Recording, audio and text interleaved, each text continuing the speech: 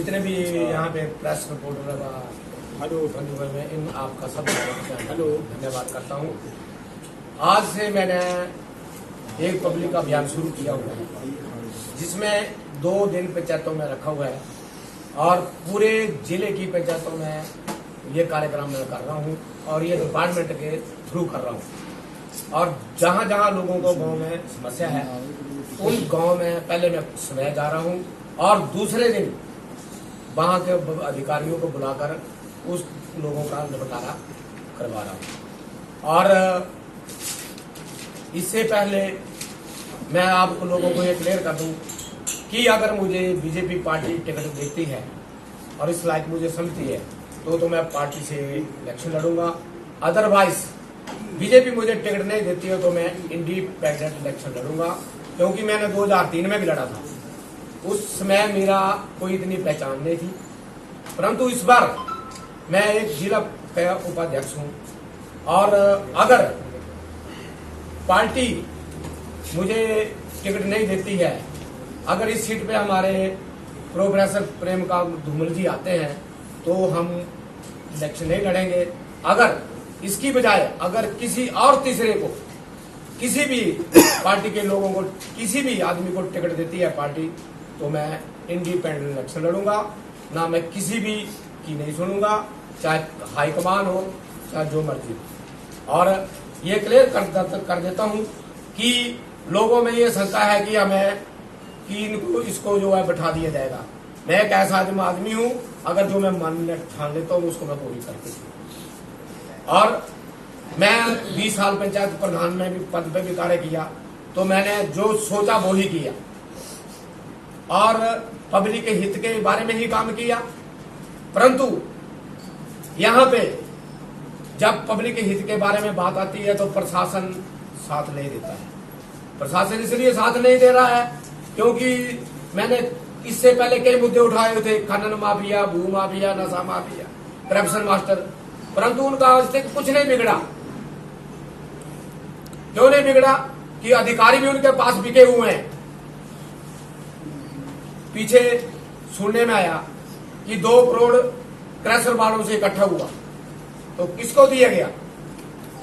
मंत्रियों को दिया गया और साथ में जो उनके चेतन लोगों को भी दिया गया।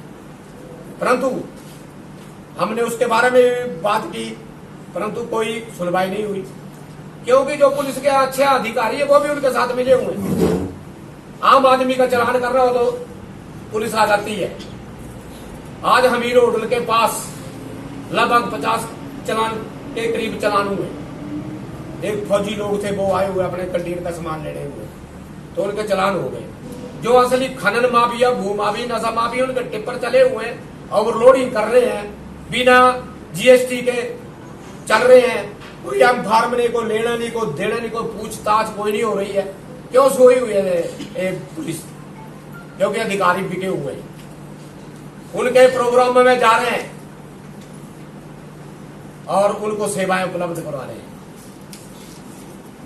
और इस अनदेखी के अनुसार हमने एक निर्णय लिया हुआ है कि अब हम अपने इलाके के लोगों की टीम बनाएंगे और उनकी खनन को रोकने की कोशिश करेंगे। अगर उस बीच में अगर उनके लोगों को द्वारा हमें कोई हानि होती तो उसके अधिकार जिम्मेवार जो पुलिस हो, क्योंकि उन्होंने तो आज तक कोई कार्रवाई की नहीं।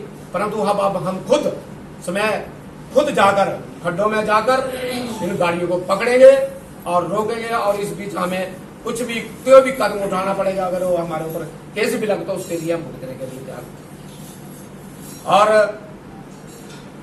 सबसे बड़ी बात यह है कि नशा दिन प्रतिदिन बढ़ रहा है और जो इस बारे में जो है पुलिस के अधिकारी दे रहे हैं कि हमने मोबाइल नंबर दिया, अभी एक पहचान दी है कि आप हमें फोन कीजिए, हम माल पकड़ेंगे। परंतु जो असली माल आ रहा है, असली चीजें हो रही है, उनको तो क्यों नहीं पकड़ रहे? और वो सामने दिख रही है। ग्राउंड में इतनी करप्शन बढ़ चुकी है, एक आदमी के द्वारा इतना बड़ा सपोर्ट मिल रही है, अधिकारी भी बिके हुए हैं, उनको भी पैसा दिया जा रहा है। एक ही आदमी है बना हुआ नाम का समाज सेवी, वो ही नशा माफिया है, वो ही खनन माफिया है, वो ही माफिया है और वो ही करप्शन मास्टर है।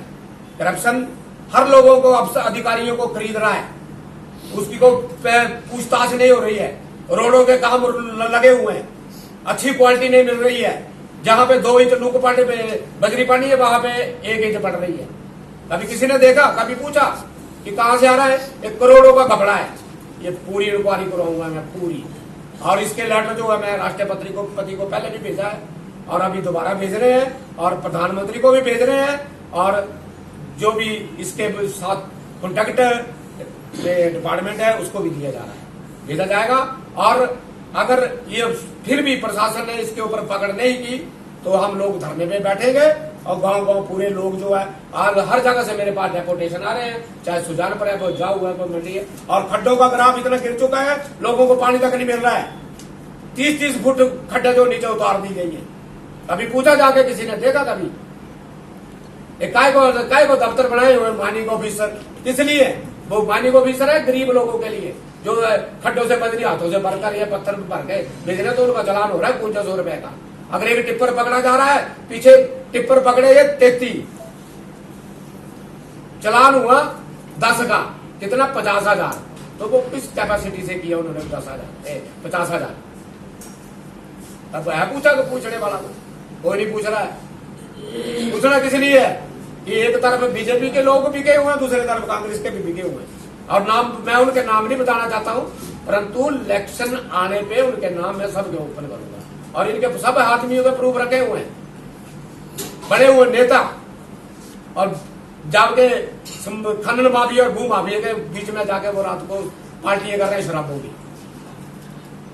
2-3 नेता तो हमारे लोकल ही यहाँ पे और कुर्सियों पे बैठे हुए हैं, फिर कहते हैं कि हमारे दोस्त हैं जी। हमने उनको पूछा तो कहते हैं कि हमारे दोस्त हैं जी। तो दोस्तों से गलत काम करवाना है, उनको छूट देनी है। उन लोगों को लेकर वो मंत्रियों से मिला रहे हैं और वो ही मंत्री भी आगे भी करे। 2 ही हिमाचल में मंत्री है बीआईपी, उनके नाम भी बताएंगे कौन से हैं वो। अभी पीछे आईपीएच की भर्ती हुई तो सभी लोग क्या धर्मपुर के ही पैदा हुए हैं, हमीरपुर की जनता खत्म हो गई, तो यहाँ को आवाज उठाने वाला ही नहीं है। तो वहां के लोग आके यहाँ पे लग गए, पूछने वाला ही नहीं है, इसलिए तो किसी का डर नहीं है। और इस पूरे सिस्टम को मैं सुधारूंगा। अगर पब्लिक मुझे एमएलए बनाती है, एमएलए के लिए उठाती है, एक ध्यान रखना, अगर मैं एमएलए के पद पर पहुंच जाता हूं तो मैं बिना तनख्वाह से कार्य करूंगा, 1 रुपया तक नहीं लूंगा। और जो भी लोगों की सेवा होगी वो मुफ्त करूंगा, वो मेरे में टैलेंट है। और बच्चों को रोजगार दूंगा, वो किस तरीके से देना है वो भी मेरा तरीका है, वो मैंने ढंग सोच रखा है।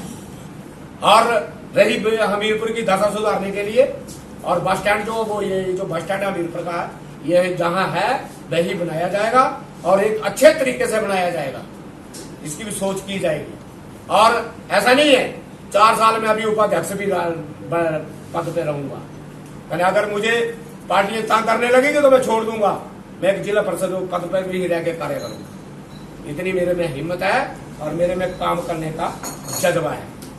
और सबसे बड़ी बात यह है कि मुझे अगर प्रशासन हफ्ते के अंदर खनन माफिया, भू माफिया, नशा माफिया, ये जो समाज सेवी बने हुए लोगों को दिखावा कर रहे हैं, इनके ऊपर कोई एक्शन नहीं लिया तो भाई नरेश कुमार का डायरेक्शन होगा। और किस ढंग से मैंने करनी है, कुर्बानी है, वो मैं जानता हूं, क्योंकि हम लोग जो रोडों पे आ रहे हैं और लोग अब पानी के लिए तड़प रहे हैं, तो कारण यही है जो खनन हो रहा है। तो इस खनन को रोकना हमारा दायित्व बनता है। और आप लोग जितने भी बंधु आए हुए हैं, आप भी इसके प्रति जो जरा कुछ ठोस कदम उठाने की सरकार से भी मांग कर सकते हैं। जब आप यहाँ पे मंत्री आते हैं तो उनको भी इस बारे में, इस विषय के बारे में पूछा करो। पीछे जब हमारे यहाँ पे अनुराग भाई जी आए हुए थे तो उन्होंने कुछ डायरेक्शन दी हुई थी प्रशासन को, तो उसके ऊपर तो आज तक कोई एक्शन नहीं हुआ खनन माफिया के प्रति। तो इसलिए आप लोगों से ये अनुरोध है कि इसको उच्च स्तर से इसका जो आवाज उठाए, और हम तो उठा रहे हैं। और आप भी हमारा इस प्रेस बंधु जितने भी हैं सो धन्यवाद।